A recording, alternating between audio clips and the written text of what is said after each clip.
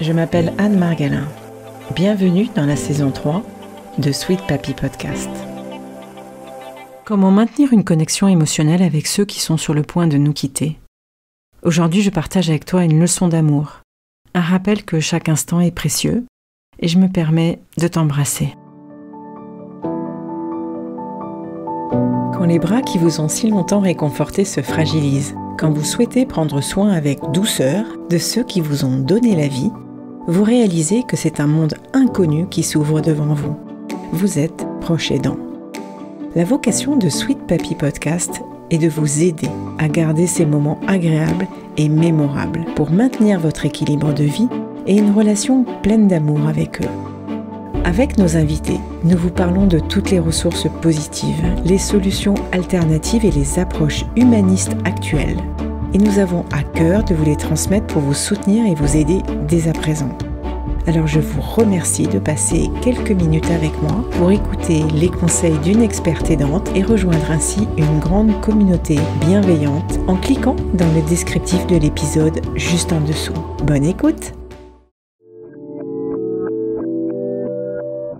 Si tu me suis sur Instagram ou sur Facebook, tu sais combien je suis attachée à la tendresse envers nos aînés.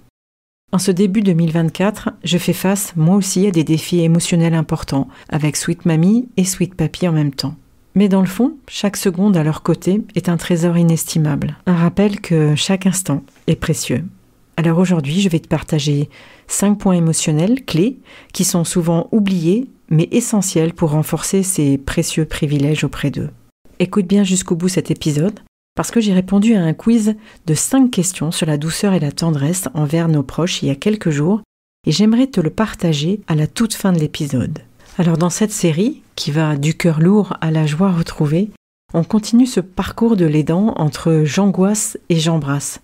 J'embrasse, c'est un geste simple qui montre, pour moi, le plus d'amour. Il permet aux individus de partager des expériences et des émotions sans nécessité d'explication ou de justification. Sais-tu que des études ont montré que le contact physique comme les câlins joue un rôle crucial dans le bien-être des personnes âgées, notamment l'anxiété, et cela améliore la santé mentale. C'est une preuve que nos étreintes sont bien plus qu'un geste simple. Alors j'aimerais pouvoir te raconter encore et encore tout l'amour que j'ai pour Sweet Papy. Mais tu le sais si tu me suis depuis bientôt 3 ans que ce podcast existe. Et on va arriver on est à quelques jours en fait de l'anniversaire de la première chute de Sweet Papy. Chute suite à un AIT, un accident ischémique transitoire. Malheureusement, il y a quelques jours, juste après ses 98 ans qu'on avait tous fêtés en famille, eh bien, il a eu à nouveau cet incident. C'est fait le 3e en 5 ans. Et forcément, compte tenu de son âge, au fur et à mesure, il faiblit de plus en plus. Donc, je suis restée tout près de lui pendant plusieurs jours. Je me suis occupée de le nourrir à la petite cuillère, le temps qu'il retrouve un peu plus ses facultés. Et j'en ai profité pour me rapprocher encore et encore plus de lui et de maintenir une connexion émotionnelle encore plus forte. Parce que je me suis bien aperçue qu'il allait pas tarder à partir et qu'il fallait que j'en profite un maximum. Donc dans le tumulte quotidien qu'il y a eu, je voudrais citer déjà un premier point émotionnel clé que j'ai eu moi, c'est l'écoute active. On en parle beaucoup dans le développement personnel, mais finalement, moi je me suis aperçue que j'ai été assez distraite et préoccupée par ce qui venait de se passer, et j'ai parfois oublié de prêter une oreille attentive à ses besoins émotionnels. J'ai pensé en premier à ses besoins physiques comme la nourriture, et puis doucement je me suis rendu compte assez rapidement qu'il lui fallait un espace sécurisé pour exprimer ses pensées, ses sentiments ainsi que les miens, souvent des non-dits mais profondément ressentis. Donc ma présence physique a été là beaucoup, en silence parce qu'il est sourd, et j'ai souhaité lui offrir un réconfort pour moi inestimable, les caresses, la communication, le soutien, une épaule sur laquelle il pouvait s'appuyer, et moi aussi, parce qu'on sous-estime souvent la puissance du simple fait d'être là, pensant à tort que des actions ou des mots sont nécessaires pour montrer notre amour. Non, ça c'est le 2e point, la présence physique.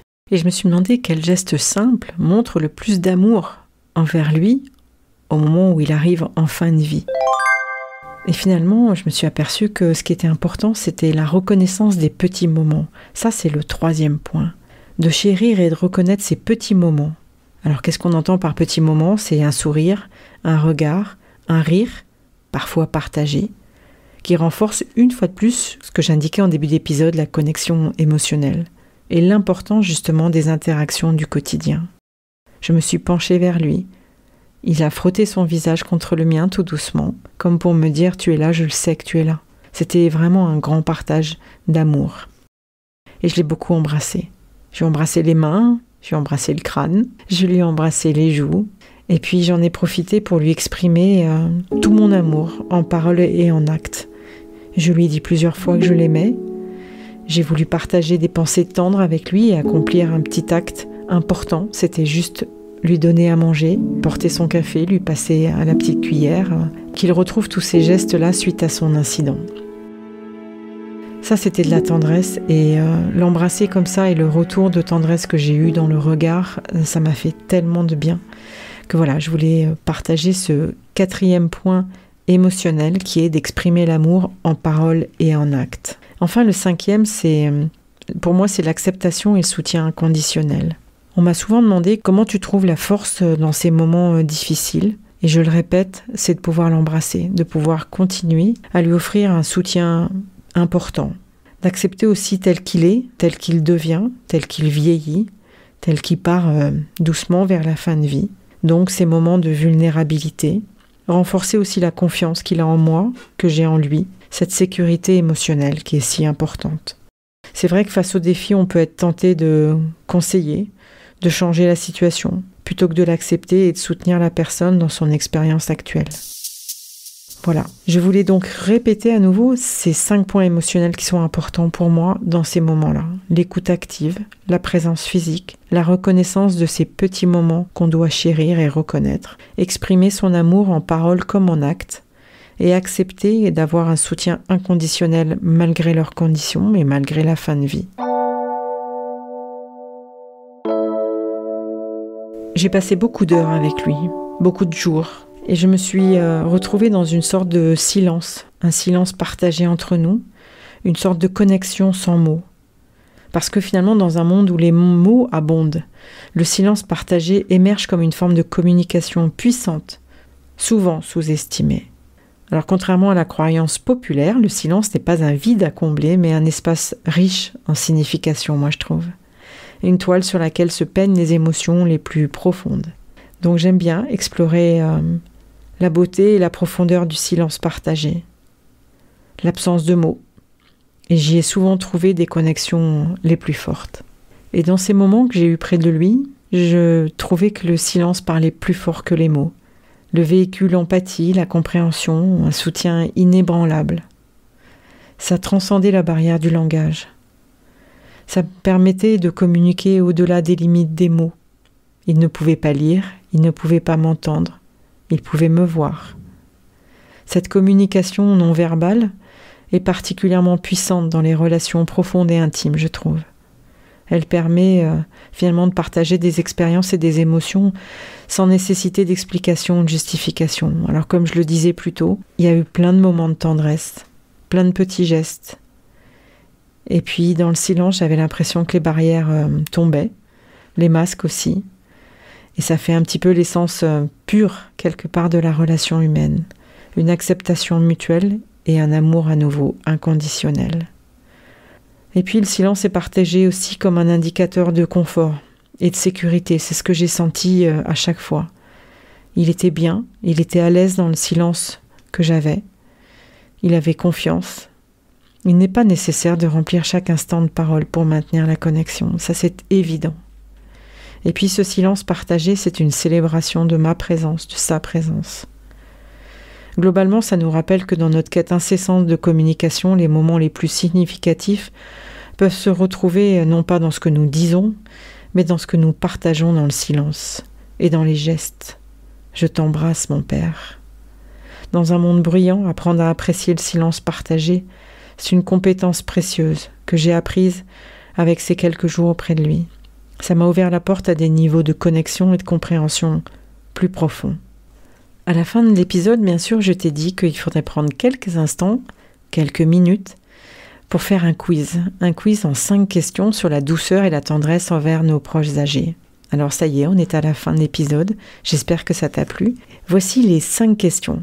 Si tu n'as pas le temps de les noter et de noter comment tu vas répondre, tu as juste à cliquer dans le lien de l'épisode. Je t'ai préparé le quiz directement. Alors avant de démarrer ce quiz, j'aimerais que tu te remettes, toi en tant qu'aidant, dans un contexte un peu difficile. Passé il y a peut-être quelques jours, quelques semaines pour accompagner ton parent. La première question, c'est quel geste d'affection te touche le plus ? Est-ce que c'est une étreinte chaleureuse ? Est-ce que c'est un baiser sur le front ? Tenir la main de quelqu'un ? Une caresse sur le dos ? La deuxième question, c'est comment exprimes-tu habituellement ton affection envers tes proches ? Avec des mots d'encouragement ? À travers des gestes tendres ? En offrant des cadeaux ? Ou en passant du temps de qualité ensemble ? Allez, je ne te donne pas la question numéro 3, la question numéro 4 et la question numéro 5. Finalement, je préférerais que tu ailles télécharger directement dans le lien de l'épisode. Comme ça, tu verras la suite. Reviens-moi avec tes commentaires et indique-moi ce que tu en penses et quelles ont été tes réponses. Parce que finalement, ces réponses, elles peuvent révéler comment tu perçois et tu exprimes l'affection et la tendresse dans ta vie. C'est une excellente occasion, en fait, ce quiz, de discuter ensemble des différentes façons d'exprimer et de recevoir de l'affection et de commenter ces gestes qui enrichissent nos relations. Merci pour cette écoute et je t'embrasse. À bientôt!